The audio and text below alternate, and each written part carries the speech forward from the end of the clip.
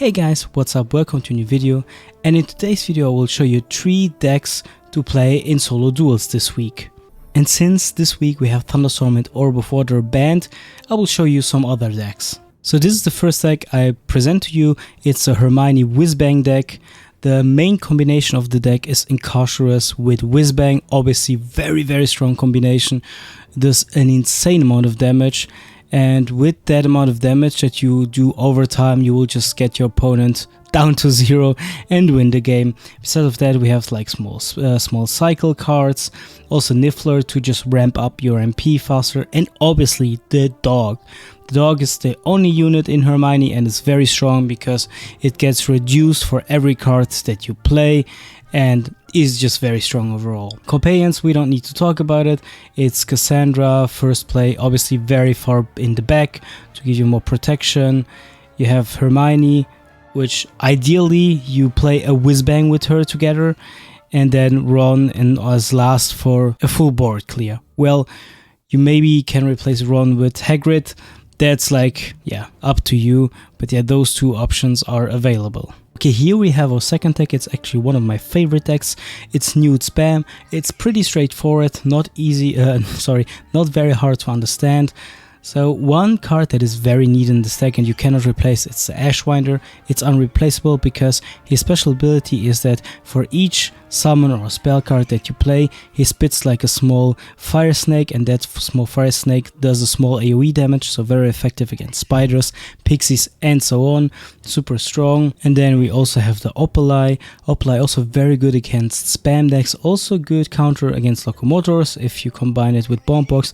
Bombbox also an obvious card that you need in this deck. If you don't have Bombbox, it will just not work out because Bombbox makes the difference in this deck.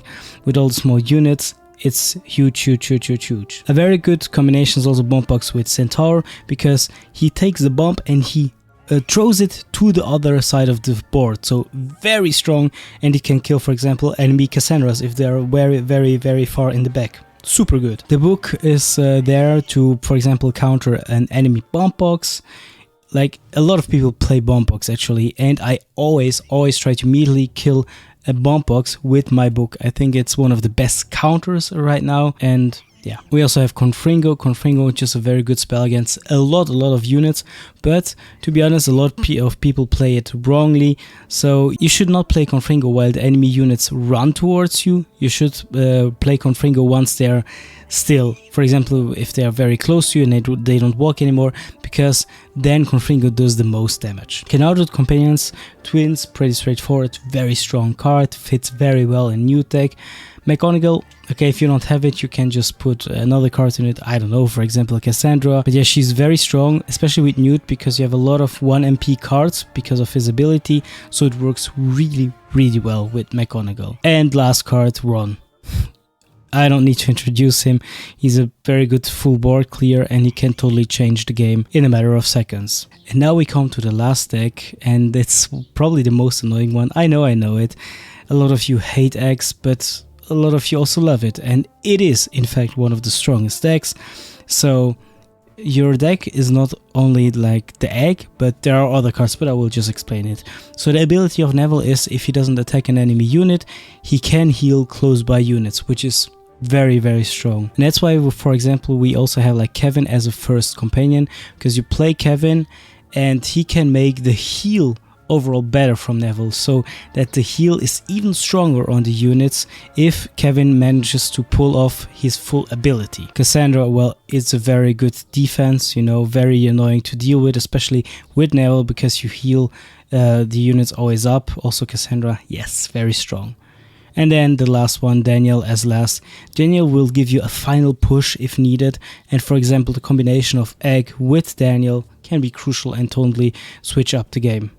Besides of that, he's always running around and oh yeah, I don't even want to start talking about it. It's just so strong. Okay, and then we have the Whomping Willow tree, for a lot of HP, is very annoying for the opponent, good against spam. Same counts for Fire Crab, especially when the Fire Crab is not attacking, he barely takes any damage. So overall, I know that Thunderstorm is banned this week, but he's also a very good counter to Thunderstorm, because yeah, when he's not even attacking, he barely takes some damage, so very good tank. Okay, Time Turner, this is one that is very easy to understand. So you don't play Time Turner aggressively, but you play Time Turner close to you passively, so your Time Turner can also heal up your unit. So you have 2 units on board, yourself and your Time Turner unit, that are healing all your units.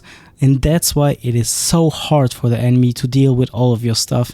And that's why often Neville decks, at some point, they ramp up so crazy with all their units that it's impossible to beat them. Essence of Dittany, well, what should I say? It's just a heal spell. It really helps with your egg especially, but you can obviously also use it on your Whomping Willow, on your Firecrab, whatever. Expulso, a small strong spell, nothing too crazy. Nebulous, to heal your units a little bit, to hide in front of thunderstorms and so on. And a Niffler to just give you faster MP. Since the deck is not that cheap, Niffler is pretty good. And yeah, that was it. I hope you like those 3 decks. I hope you can at least take one of those 3 decks and have some successful results in the duels. I will try to make this kind of videos every week, because every week we have different cards banned.